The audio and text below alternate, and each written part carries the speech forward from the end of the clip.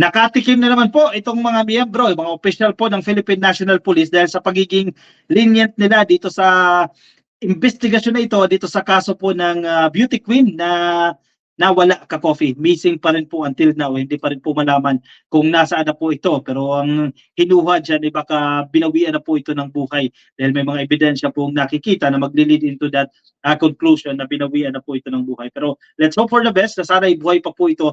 Pero tumitindi ka-coffee itong usapin na ito dahil lumapit na po sa pamilya ni Senator Raffy Tulfo ito pong mga kaanak no ng hinihinalang napaslang na o missing ka-coffee. Sige, let's use the term missing na beauty queen ka-coffee. Humingi na po yan ng tulong kay Senator Raffy Tulfo at nagkaroon na po yan ng investigasyon dyan po sa Senado at ongoing po yung naging investigasyon dyan. Kaninang araw lang po yan.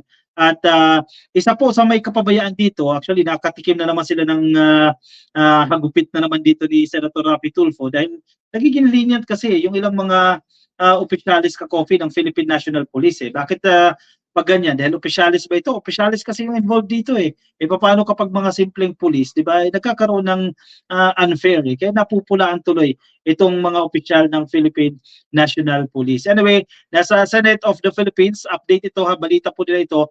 Tulfo hits slow-paced probe versus cops. Actually, pinalabas pa nga nila ito Nasa kustodiya na nga nila itong primary suspect Ang problema, pinakawalan nila.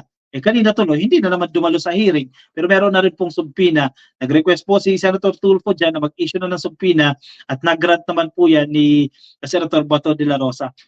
Senator Raffy Tulfo noted the supposed leniency of the Philippine National Police. Ayan. Pag sinabi mong lenient ka-coffee, parang masyado kayo nagiging tolerant, masyado kayo nagiging maluwag dyan sa pag-iimbestiga ng mga miyembro in its ranks, sa mga opisyalis nila at mga kawani nila. During the hearing of the Committee on Public Order and Dangerous Drugs ngayong araw po ng Martes, February 27, 2024, Tulfo observed the slow-paced investigation of the PNP and the National Police Commission on the disappearance of beauty pageant contestant. Ito pong si Catherine Camilon, ka-coffee. Batang-bata at napakaganda. Maganda ang future sana nito pero napunta na po sa wala. Whose alleged lover, a policeman, is considered a primary suspect. Camilon's relatives also told the senators that they find the probe being conducted by the National Bureau of Investigation more thorough. Mas kumpleto pa raw po itong ginagawang investigasyon ng NBI kumpara dito sa ginagawa ng Philippine National Police. Kaya sila napupulaan dito Kaya sila nababara dito ka-coffee ng senador ni Senator Raffy Tulfo. Kasi parang ang tagal na nito ka-coffee Last year pa itong issue na ito pero hanggang ngayon wala pa rin po nangyayari no at pinakawalan pa nila itong primary suspect. Pero anyway, may inisyu na pong subpina pero matatawa ka na lang dito sa dahilan dito sa subpina na ito kaya hindi raw po nakarating itong primary suspect na ito dahil ang asawa niya raw po 8 months na buntis. Tuloy nabibirada tuloy siya dito ka-coffee. Dinahilan ng buntis na asawa sabi nga ni Bato de la Rosa, hindi naman siya nagbubuntis, di ba? Bakit hindi siya makapunta dyan sa pagdinig sa Senado? Pero anyway, may kapangyarihan po ang Senado na magsubpina sila dyan at ipatawag po nila itong primary suspect. So ang Senado, inokehan na po nila itong subpina laban sa primary suspect sa nawawalang beauty queen, sa kaso ng nawawalang beauty queen. The Senate Committee on Public Order and Dangerous Drugs, ngayong araw po ng Martes, February 27, has ordered the release of a subpoena against primary suspect in the disappearance of beauty queen Catherine Camilon. Ayan, naaprubahan na sa komite, pero kailangan pa rin po ng lagda ni Zubiri dyan, ng Senate President. Huwag naman sana tulugan yan ka-coffee, tulad ng nangyari kay Pastor Apollo Kibuloy na napakatagal ng subpoena dyan sa tanggapan ni Zubiri at tinulugan. Ito, pirmahan mo na agad to sir, huwag mo na patagalin. De la Rosa, chairman of the Senate Public Order Panel, approved this after Senator Raffy Tulfo moved for the issuance of subpoena against Police Major Alan De Castro. Biruin mo official ito Police Major Alan De Castro at ang kanya pong driver at bodyguard na si Jeffrey Magpantay. Yan, dalawa sila ka-coffee. Ang suspect pa rin na at large sa kasalukuyan ka-coffee. Hindi naman wala namang conviction of finality pa dyan, pero dito po sa investigasyon na ito ng Senado, dyan sila pinapatawag. Ang problema, hindi nagsidalo itong dalawa na ito. Sabi nga nila, no, sa kaso ni Kibuloy, kung wala kang itinatago dyan, kung malinis ang iyong konsensya at malinis ka sa sarili mo, bakit matatakot kang humarap, di ba? Humarap ka dyan sa pagdinig na yan. Bagamat ang dinadahilan nila, grandstanding na naman yan, ipapahiya sila dyan at hindi yan totoong korte, wala tayong magagawa dyan. Binigay sa kanila yan nakasaad dyan sa kanilang rules ng Senado Hindi pa man sila nalulukog dyan sa pwesto, yan ang polisiya na may karapatan silang magsagawa ng investigasyon in aid of legislation at di na natin maki-question yan. I ruled the motion in favor of Senator Tulfo that we have to issue a subpoena to subjects, Police Major De Castro and Bagpantay, sabi ni De La Rosa dyan po sa pagdinig na yan. Both suspects were a no-show at the panel's Tuesday probe. De Castro, through a letter sent to the panel, said that he cannot attend the probe due to his pregnant wife. Biruin mo, yun ang dinahilan Hindi siya makakadalo dyan sa pagdinig na yan Senado dahil buntis ang kanyang asawa. In his current letter to the committee, De Castro claimed his wife, who is 8 months pregnant. Yan, 8 buwan ka-coffee, 1 buwan na lang. Baka nga naman biglang mga anak, wala yung tatay. Currently having immense pain. So, matinding sakit daw po ang nararamdaman and cited great health risk to both his wife and child. Dinamay pa ang asawa at ang anak. I would like to personally apologize and hereby promise to attend. Yan, nangangako daw po siya na dadalo naman siya sa joint hearing as soon as I can. Basta't kaya niya. Ang problema, sa susunod na hearing niya sa pagdinig, baka ibang dahilan na naman po ang sabihin niya at hindi naman dumating. Pero ibang usapin na ito dahil may subpoena na pong inaprubahan ng komite na ito. Yun lang, wag lang patulugin kay Subiri. After I have ensured that my family's health and well-being are safe from danger, sabi ni De Castro sa kanya pong sulat.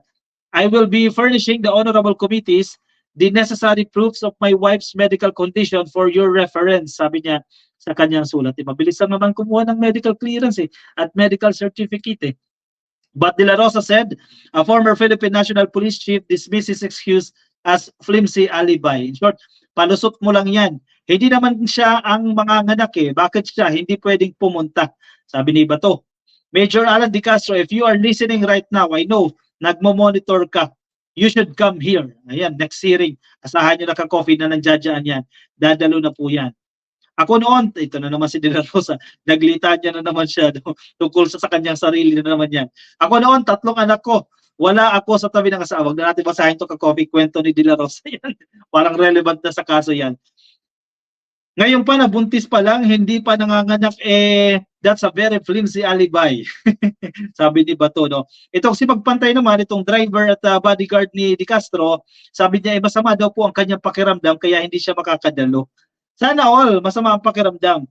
De La Rosa warned the resource persons who choose to snub the Senate's investigation may be subpoenaed and may eventually face arrest. Ayan. Hintayin nila ang subpoena letter. Kapag isnabin pa nila yung subpoena, hintayin na nila yung warrant of arrest. Magiging dalawa yung warrant nila. Warrant doon sa krimen na ginawa nila and warrant doon sa coming from the Senate. Medyo pagbabanta ito, ka-coffee Dalawa na raw po, hindi na lang yung simpleng subpoena mula sa Senado, kundi warrant na mismo doon sa allegedly krimen daw po na ginawa. Pero korte ang mag-i-issue niyan. Ka-coffee, walang karapatan ng Senado na mag-issue ng subpoena na yan. No? Subpoena lang ng Senado, pero yung korte, warrant of arrest, may korte, totoong korte, ka-coffee, hindi Senado. The PNP has declared Camilon a missing person after her family had difficult locating her in October of last year. Pero ang tagal na nito ka-coffee. October, November, December, January, February. 5 buwan na ka-coffee nawawala. Pero ang sabi nga mukhang wala na po ito. Let's, think of the worst possible scenario. No? Authorities said that a close friend had divulged about an alleged relationship between De Castro and the beauty queen. According to police, the close friend reported that Camilon was supposed to meet De Castro on the day of her disappearance. So itinuturo itong official na ito ng PNP na may karelasyon ito ang nawawalang beauty queen. Kaya nga ka-coffee, isa siya sa primary suspects dito sa kaso na ito. Kidnapping and serious illegal detention complaints have been filed against De Castro, Magpantay, and 2 other suspects. So sana matutukan na ito ka-coffee. Actually, mas mabilis pa nga sa Rafi Tulfo infraction. Kung pwede nga lang, doon na lang yan dinggin ka-coffee. Pero again, kailangan dumaan pa rin po ito sa tamang proseso sa korte ka-coffee para mabilanggo ang dapat mabilanggo at ito naman sa Senado ang primary purpose naman talaga ng investigasyon sa Senado ay para maamyendahan yung mga existing laws base doon sa findings ng kanila mga hearing kaya in aid of legislation ang tawag natin diyan kasi baka may pagkukulang sa mga existing laws natin. Baka masyadong magaan yung penalty, no, kinakailangan natin i-adjust yan. So, yan yung magiging purpose dyan ng mga investigasyon na ito in aid of legislation. So, hoping tayo, ka-coffee, na mas matututukan pa ito. Buti na lang ay tinutukan na ito ni Senator Tulfo, no, matapos humingi sa kanya ng tulong itong pamilya, no. Sana magtuloy-tuloy pa ito at humarap na sa susunod na pagdinig at mapabilis yung pag-i-issue ng warrant of arrest o kung ano man po yan para makamit ang hustisya dito sa nawawala, huwag naman po sanang patay na, no, na beauty queen na si Catherine. Alright, anong say niyo dito, ka-coffee, sa issue na ito? Sige, ibahagi ang inyong opinion, ang inyong reaction dyan sa ating comment section. At kung nasa YouTube po kayo, pa-click na lang po ng subscribe. At nasa Facebook kayo, like and follow ng ka-coffee. Alright, sige. Thank you sa pagsama sa akin ngayong gabi. Alright, sige. Let's move on, ka-coffee, sa ating next topic.